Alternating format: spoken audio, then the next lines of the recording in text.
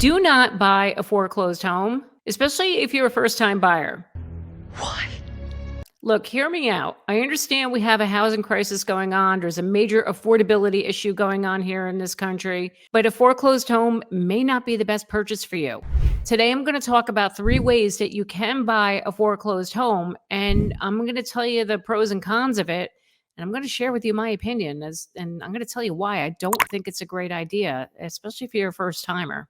All right, let's get started. Last year, not only was the mortgage moratorium lifted, the Federal Housing Finance Agency is also allowing owner-occupants, nonprofits, and business entities to be able to bid on foreclosed homes prior to them being available to investors to be able to purchase, which is a great thing. So now these people have 30 days prior to these homes being available to investors. I think that's wonderful, because we all know the investors are kind of taking up a lot of the homes here in the country. And we have a shortage. So it's kind of nice to kind of put those investors to the side. But is a foreclosed home the best option? If you're a first-time buyer, I don't agree with that.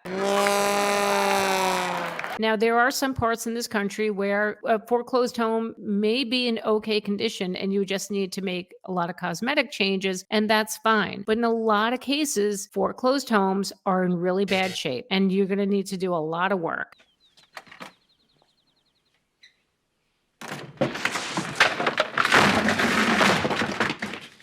I am looking out for all you first-time buyers out there that now we're contending with higher interest rates. We're at 7%, and they are predicted to go higher. Inflation and the cost of materials to make your renovations and the cost of a contractor, it gets super expensive. So let's get into the 3 ways that you can buy a foreclosure. The first way is the most common way, and that is through an auction or a sheriff's sale. With the sheriff's sale, what happens is you cannot, most of the time, you cannot go inside and look at this house prior to putting a bid on it. It's basically a drive-by. That's a bummer. Okay. You're going to drive by, see the house, and you're going to show up to the auction, and it could be online or it just could be a sheriff's sale where you're going to go in person and you're going to make a bid on the house. Now, this is super, super risky. Even if you're in a part of the country where these, foreclosed homes are okay, you still don't know what's going on behind closed doors in that house. You don't know what's going on behind the walls. So that's a risk of you not being able to physically see the house and see what's going on and the condition of it. Yeah, I think not. I don't think I would be doing that. I don't think I'd be buying a house that way. I totally agree. Look, if you're an investor, contractor, house flipper, this is your business. Obviously, yeah, you're going to do that, and that's fine. Good for you. First-time buyer, please don't do that. No, just no.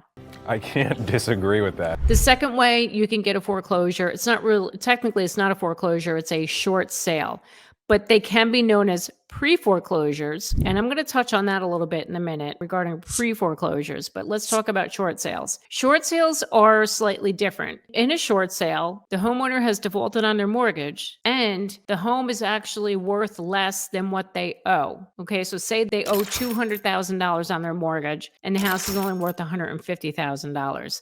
Yeah, that's a problem. So that'd be considered a short sale. They then have to go apply to the bank and say, I'd like to sell my house as a short sale. And they have to claim a financial hardship, whether they lost a job or they have no income because of medical reasons, what have you. So once the bank approves it and says, okay, you can sell it as a short sale, they will then hire a real estate agent to put it on the multiple listing service. Now, here's the thing. With a short sale, you are able to preview the home like you would any normal home. You can preview the home, which is a good thing. And you can have a home inspection, but it's only for your knowledge only. The seller and the bank, they're not going to make any repairs. They're not going to issue any credit. You're losing out on that. So if there are things that need to be fixed in the house, that's going to be on you. The other thing is if you put an offer on a short sale, the seller is not the one that decides whether or not he's going to accept it. It's the bank. The seller then has to submit that offer to the bank, and then the bank could take, could take months before they'll get back to you, whether or not they'll even accept the offer. And then if they do decide to accept the offer, it could take several more months before you get to the closing table. Short sales take a long time. So if you have the time, you have months to a year, then fine, go for it.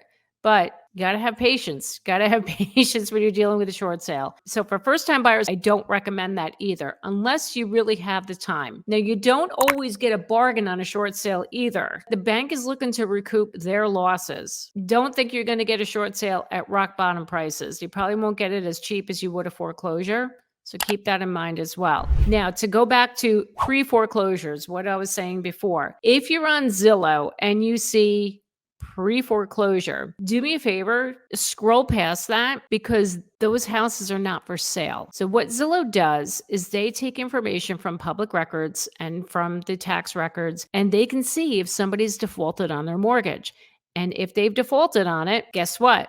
It's going to go on their website onto Zillow and it's going to say pre-foreclosure. The house is not for sale. It's not for sale. And I feel bad for the people that this has happened to. I just think it's so wrong of Zillow to do that. That is clickbait. That's Zillow trying to draw people in. That's not a good thing. So if you see pre-foreclosure, just scroll on. It's not for sale. And don't ask your agent to show you the house because they can't, because it's not for sale. The third way that you can buy a foreclosure is through an REO, or real estate owned. Real estate owned means it's owned by the bank. Okay, so the bank tried to put this out on a sheriff's sale or an auction and it failed. It didn't sell that way. So now the bank takes it back, takes possession, and now they put it out on the open market. It's typically done a traditional way through a real estate agent. Sometimes they will put it on an online auction site. With an REO, it's handled like a traditional sale. Like it's just if you're buying any normal house. But again,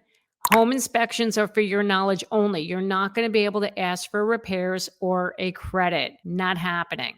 But there are rare instances where if there's a big environmental issue, such as the septic tank failed, if there's an underground oil tank and there's the potential of oil seeping through and contaminating the land, that's a rare occasion where the bank may have to step in and say, okay, we have to fix this because they're never going to sell the property if those things are not addressed. As a matter of fact, this happened with one of my clients several years ago. They bought an REO property and the septic did fail. Believe it or not, the bank stepped in and they took it over. They fixed it before closing, and that was really cool. So on that rare occasion, on those big environmental issues or much bigger issues, they will address them. But for the most part, inspections are for your knowledge only. So go in there, do your due diligence. If there are major things that need to be done, walk away. Trust me. So why am I saying all this to you? Why am I being so down on this? Like, I've been saying that there's a housing shortage and houses are not affordable. And now I'm telling you, don't even bother with foreclosures. I'm only saying this to you if you are a first-time buyer. It is super expensive when you take on a project like these foreclosures. And I've seen foreclosures literally where there was a hole through the ceiling, through the roof, windows missing, just god awful. And I feel that, people are getting desperate. They want to get a house and they're going to go to any length to get one, especially now that the interest rates are rising. But I'm telling you, it's not worth it. It's not. Unless you're handy yourself, you know how to fix things, you know how to build things, then okay, fine. And maybe you go for it. But for your average first-time buyer, I do not recommend it. I just recently had somebody contact me about a foreclosure in a very desirable town here in Bergen County. Dirt cheap.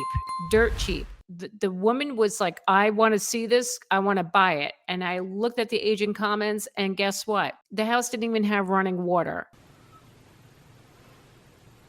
It didn't even have a septic. I don't even think the septic was connected to it. In this case, they weren't doing anything about it. It was just being sold as is. You had to do all this, deal with the water, getting the septic up and running. I mean, we're talking tens of thousands of dollars right off the bat. And she was insisting on it. And I said, no, do you know how to handle this? Do you have the extra money to be able to pay for all of this? And besides, you see that low price, it's not going to sell for that price because investors are going to come in and overbid. And it happens all the time. I had to talk her off the ledge. I'm sorry. And I won't do it. I won't show them because I know I sound bad, right? You're goddamn right. But I'm not.